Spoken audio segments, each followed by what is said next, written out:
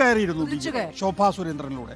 എന്തായാലും അടൂർ പ്രകാശിന്റെ വിജയം 38,247 വോട്ടുകൾ. അത് BJP വോട്ടുകൾ വലിയ നിലയിൽ വർദ്ധിച്ചത് കൊണ്ടുണ്ടായിട്ടുള്ള താളപ്പഴയാണ് അവിടെ. എനിക്കിപ്പോഴും തോന്നുന്നത് LDFന് നിർണായകമായ സ്വാധീനമുള്ള മണ്ഡലം തന്നെയാണ് ആറ്റിങ്ങൽ എന്നുള്ളതാണ്. ആറ്റിങ്ങലിൽ ഇടതുപക്ഷത്തെ കടപുഴക്കുക എന്ന് പറയുന്നത് വലിയ പ്രയത്നമാണ്. അതിനു വേണ്ടിയിട്ടാണല്ലോ അടൂർ പ്രകാശിനെ പത്തനംതിട്ടയിൽ നിന്ന് കോന്നിയിൽ നിന്ന് പറിച്ചെടുത്ത് ആറ്റിങ്ങലിൽ നിർത്തിയിരിക്കുന്നത്. അപ്പോൾ അന്ന് വിചാരിക്കുന്നത് UPA മന്ത്രിസഭ ഉണ്ടാകുമെന്നുള്ളതാണ്. എല്ലാവരും ഒരു മതസാമുദായിക ഘടന അനുസരിച്ച് മന്ത്രിക്കുപ്പായൊക്കെ പലരും പല മണ്ഡലങ്ങളിലും മത്സരിച്ചിട്ടുള്ളത്. പക്ഷേ മത്സരിച്ച് ജയിച്ചു, പക്ഷേ മന്ത്രിയാകാൻ കഴിഞ്ഞില്ല. പേരുകൾ നോക്കൂ, UDFൽ അടൂർ പ്രകാശ് തന്നെ, LDFൽ നിന്നുള്ള പേരുകൾ കടകംപള്ളി സുരേന്ദ്രൻ, വി ജോയ് എന്നിവരുടെ പേരുകളാണ്. വി ജോയ് ഇപ്പോൾ ജില്ലാ സെക്രട്ടറിയാണ്, MLA-യുമാണ്. അതെ, NDAൽ നിന്ന് വി മുരളീധരന്റെ പേരാണ്. വി മുരളീധരൻ ഉറപ്പിച്ചു കഴിഞ്ഞു.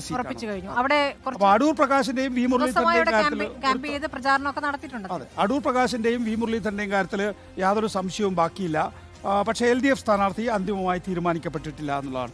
വി ജോയ് നമുക്ക് സാമുദായിക ഘടനയിലും ഒരുപാട് പ്രശ്നങ്ങളുള്ള, അതായത് ഒരു പ്രത്യേക സമുദായത്തിൽ നിന്നുള്ള ആളുകളെ മാത്രം മത്സരിപ്പിക്കുന്ന ഇടങ്ങളാണ്. ഉദാഹരണത്തിന് അടൂർ പ്രകാശിനെ അതിനു വേണ്ടിയിട്ടാണ് കോന്നിയിൽ നിന്ന് കൊണ്ടുവന്നത്. വി മുരളീധരൻ ആ മണ്ഡലം തെരഞ്ഞെടുത്തത് ആ കാരണം കൊണ്ടാണ്. അതുകൊണ്ട് തന്നെ വി ജോയ്ക്കുള്ള സാധ്യത ഏറെയാണ്. ഇതിൽ നോക്കൂ, പക്ഷേ വി ജോയ് ഇപ്പൊ 2 ഉത്തരവാദിത്തങ്ങൾ കൈകാര്യം ചെയ്യുന്നു. വർക്കല MLA ആണ്, 2 ജില്ലാ സെക്രട്ടറിയാണ്. വി ജോയ് വളരെ സജീവമായി ആ മണ്ഡലത്തിൽ ഉണ്ട് എന്നുള്ളതൊരു വസ്തുതയാണ്. ഞാൻ ഇടയ്ക്കിടയ്ക്ക് ആ മണ്ഡലത്തിൽ പോകാറുള്ളത് കൊണ്ട് പറഞ്ഞതാണ്. അപ്പോൾ ശോഭാ സുരേന്ദ്രനെ അവിടെ നിന്ന് മാറ്റിയത് ഗുണമാകുമോ എന്നുള്ളതാണ് NDAക്ക് തെളിയിക്കേണ്ട. അതിൽ പരാതി ഉണ്ടായിരുന്നു. അതെ, ശോഭാ സുരേന്ദ്രൻ 2014 ആ മണ്ഡലത്തിൽ BJPക്ക് ഉണ്ടായിരുന്നത് 90,528 വോട്ടാണ്. അതിൽ നിന്ന് 2,48,081 ഉയർത്തിയത് ശോഭാ സുരേന്ദ്രൻ എന്ന സ്ഥാനാർത്ഥിയുടെ മികവ് കൂടി ഒരു ഘടകമായിരുന്നു. തീർച്ചയായും ശോഭാ സുരേന്ദ്രന് കിട്ടിയ വോട്ടുകൾ വി മുരളീധരൻ നിലനിർത്താൻ കഴിഞ്ഞാൽ തന്നെ അത് വലിയ വിജയം. അതെ, അത് നിലനിർത്താൻ കഴിയുമോ നോക്കാം. ശരത് കെ ശശി നമുക്കൊപ്പം. ശരത്തിന്റെ വിലയിരുത്തൽ എന്താണ്?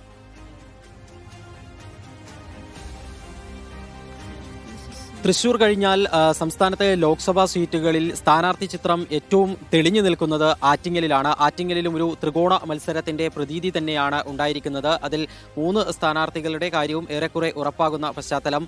UDFന് വേണ്ടി ആറ്റിങ്ങലിൽ വീണ്ടും അടൂർ പ്രകാശ് തന്നെയായിരിക്കും ഇറങ്ങുക. നേരത്തെ അദ്ദേഹത്തിന് ഈ നിയമസഭാ തെരഞ്ഞെടുപ്പിൽ മത്സരിക്കാനുള്ള താല്പര്യമൊക്കെ തന്നെ ഉണ്ടായിരുന്നു. പക്ഷേ ഹൈക്കമാൻഡ് എല്ലാ സിറ്റിംഗ് MPമാരും മത്സരിക്കണമെന്നുള്ള ഒരു നിലപാടിലേക്ക് എത്തുന്ന സാഹചര്യത്തിൽ അടൂർ പ്രകാശ് അവിടെ വീണ്ടും മത്സരിക്കുമെന്നുള്ള കാര്യം ഉറപ്പാണ്.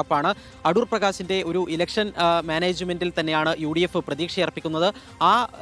അത് ഒരു അനുകൂല ഘടകമാകുമെന്ന് UDF പ്രതീക്ഷിക്കുന്നു. ഒപ്പം മണ്ഡലത്തിന്റെ എല്ലാ കോണുകളിലേക്കും ഈ കഴിഞ്ഞ 5 വർഷം കൊണ്ട് അടൂർ പ്രകാശിന് എത്തിച്ചേരാൻ വേണ്ടി പറ്റി എന്നുള്ള ഒരു പോസിറ്റീവായ കാര്യവും ഒരു വശത്ത് UDF ചൂണ്ടിക്കാണിക്കുന്നു. ഇനി BJPയുടെ കാര്യം പരിഗണിക്കുകയാണെങ്കിൽ ഇന്ന് വി മുരളീധരൻ എന്നുള്ള ചില സൂചനകൾ ചില സർവേകളിൽ കണ്ടിരുന്നു.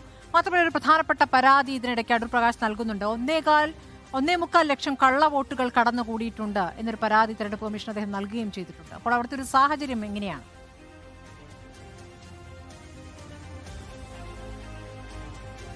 അടൂർ പ്രകാശ് കഴിഞ്ഞ 2-3 ദിവസങ്ങൾക്ക് മുൻപാണ് ഇത്തരത്തിലുള്ളൊരു ആക്ഷേപം ഉന്നയിച്ചത്. ഈ വോട്ടർ പട്ടികയുമായി ബന്ധപ്പെട്ട് എല്ലാ മുന്നണികളും ഈ വോട്ടർ പട്ടികയുമായി ബന്ധപ്പെട്ട് അവർക്ക് വേണ്ട പാനൽ വോട്ടുകൾ ചേർക്കുന്നതുമായി ബന്ധപ്പെട്ട തയ്യാറെടുപ്പുകൾ, അതുമായി ബന്ധപ്പെട്ടാണ് അദ്ദേഹം ഒരു ആക്ഷേപം ഉന്നയിച്ചത്. തീർച്ചയായും സ്മൃതി സൂചിപ്പിച്ചതുപോലെ താഴെത്തട്ടിൽ 3 മുന്നണികളും ഏറ്റവും സജീവമായി അവരുടെ പ്രവർത്തനങ്ങൾ നടത്തുന്നു. അത് ഓരോ വോട്ടും പ്രധാനപ്പെട്ടതാണെന്നറിയാം. ഒരു ത്രികോണ മത്സരത്തിന്റെ പ്രതീതി ഉള്ളതുകൊണ്ട് തന്നെ BJPയുടെ NDAയുടെ കാര്യം പരിശോധിക്കുകയാണെങ്കിൽ ഇന്ന് രാജ്യസഭയിൽ വിടവാങ്ങൽ പ്രസംഗം നടത്തിയ ശേഷം വി മുരളീധരൻ ഇനി ആറ്റിങ്ങലിൽ കഴിഞ്ഞ ദിവസങ്ങളിലൊക്കെ തന്നെ സജീവമായിരുന്നെങ്കിൽ അതിനേക്കാൾ സജീവമായി ഇനി ആറ്റിങ്ങലിൽ മണ്ഡലത്തിൽ ഉണ്ടാകുമെന്നുള്ള കാര്യം ഉറപ്പാണ്.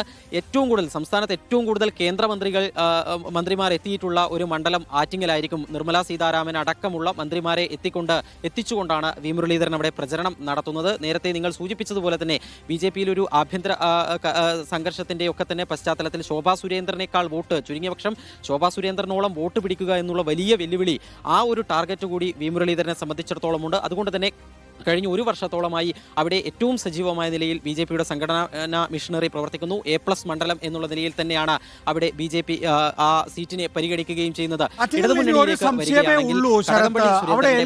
സ്ഥാനാർത്ഥി ആരായിരിക്കുമെന്നാണ്. വി ജോയ്ക്ക് ഞാൻ നേരത്തെ ചൂണ്ടിക്കാണിച്ച പോലെ 2 ഉത്തരവാദിത്വമുണ്ട്.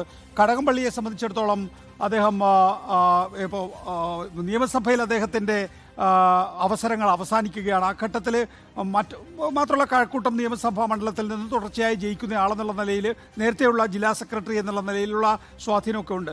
LDF ഒരു പേരിലേക്ക് എത്താൻ വൈകുന്നത് എന്താണ്?